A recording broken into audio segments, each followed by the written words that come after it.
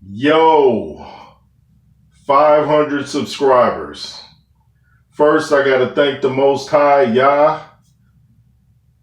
500 subscribers. I'm appreciative. There's people out there with, millions of subscribers, but, I'm going to climb that mountain and I'm going to get to where I get to, but you got to get to 500 before you get to 1,000, before you get to 100,000, before you get to 1,000,000. So I'm grateful. Thanks to all you guys for subscribing. Thanks for tuning in. For those that watch, I would appreciate if you subscribe next time you watch, and you can subscribe to my alternate channel in WJ. And like I said, big thanks, 500 subscribers. Let's keep it going. I want to give a thanks to V from V's Walk Like You Talk. I want to give a thanks to Andrew Tucker World. That's my dude. Want to give a shout out to Dusty Vision TV. That's my dude too. Alonzo Williams from the World Class Wrecking Crew. Want to give him a shout. There's just a lot of people out there. Some people I've been talking to behind the scenes that are looking into starting a YouTube platform, so that'll be great. Let's take 2022, let's take it over. But I came to talk about the Charles Martin versus Luis Ortiz fight. Now, I wasn't going to pay for this, but I ended up seeing clips, and some of the things I didn't see, I heard Luis Ortiz started off great, but then it's like his legs left him. So people were saying he kind of aged in the ring. He was getting knocked down. I think he got knocked down twice by some jabs of Martin. They both were southpaws. And they said Martin was looking good. When I saw the weigh-in, Martin was looking better than I'd ever seen him in. I believe Martin came in at I guessed his weight before he stepped on the scale. I was like off by a pound. I picked 245. I think he was 246. Luis Ortiz, 243. But looks like Charles Martin started off in command. In fact, people were thinking he was in command of the fight and that he was going to win. And then out of nowhere, Luis Ortiz connects. And it looked like Charles Martin, I don't know if he was trying to complain to the ref, talk to somebody ringside, but he got turned all the way sideways, and Luis Ortiz just kept hooking him while he's looking to the side, and dude was just out on his feet, ended up falling with his arm through the rope. He gets up, I think he got up, and then it was waved off, and then I guess he was mad at the stoppage and pushed Ortiz, and Ortiz pushed him, something like that.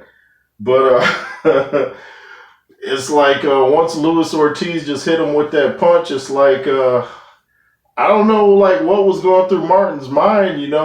I remember Brian Kenny was saying like he didn't know where he was, and it looked like he didn't. I mean, it almost looked like a comedy the way he was just like got punched and turned to the side and was still getting hit. I'm like, you got to defend yourself, man. Get your hands up and then talk to the crowd or the judges or whoever you're talking to. But,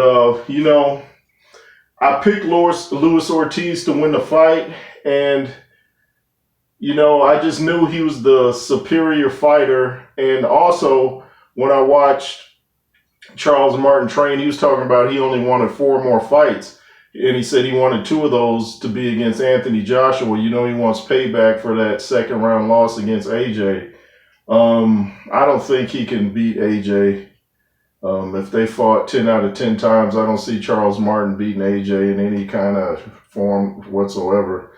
You could tell in the first fight he was intimidated by Anthony Joshua's size. At least that's what I thought. But Charles Martin was in the best shape I've seen him in. Luis Ortiz was in great shape. But I knew once a guy starts talking about retirement, his mind's already on retirement. You got to just fight. Don't even talk about retirement when you got a fight coming up. And that was a bad sign for me. So Luis Ortiz stops Charles Martin in the 6th round. So do you guys think Luis Ortiz should keep fighting? Do you think his legs were gone? I know they say the quickest thing to age on a fighter is his legs. And that might be why George Foreman trained so hard to keep his legs in shape. Like I've always said, pulling diesels up hills with a rope, and all the conditioning he did, he made sure his legs were strong. He never went down in his comeback career. So do you guys think Luis Ortiz should retire? I know there's some guys that he could beat out there. Luis Ortiz and Dillian White is being talked about. You know, that would be interesting. That definitely wouldn't go the distance. I think I favor Dillian White now because looking at Luis Ortiz, I think Dillian could get him in some trouble unless Luis Ortiz lands that uppercut. We know Dillian White doesn't respond well to uppercuts, but I still would take Dillian White in that fight. The undercard, the rematch between Johnny Rice, formerly known as Jonathan Rice, close to my name. He was fighting Coffey. Both guys, Coffey came in at a higher weight at like, 278 or something, and Johnny Rice was like 280 some. Both guys, Coffey looked like he was in good shape to me, but not so much Johnny. Johnny Rice kind of always looks like that, but he won by decision. He stopped him the first time. I didn't see it. Did you guys see it? What did you guys think? I heard it was a lackluster fight. Some people were disappointed in the Frank Sanchez versus Christian Hammer fight. They were saying that Frank Sanchez is starting to go the distance with people. They're acting like he doesn't have no power, but yet he knocked down F.A. Jag. But, you know, you can't stop everybody. But I believe Frank Sanchez will eventually hold a title. The guy can fight. The guy can fight. His ring IQ is up there. He'll give anybody problems in the top 10. Anybody. So, you know, every fight is not going to be a knockout. Even while you're coming up, every fight's not going to be a knockout. Plus, you don't know what Frank Sanchez's game plan was. He may want to get some rounds in. Who knows? But he'll be a great champion. That's what I say. I was rewatching, they showed all the Fury Wilder fights tonight. Boy, that third fight was even better than I remembered.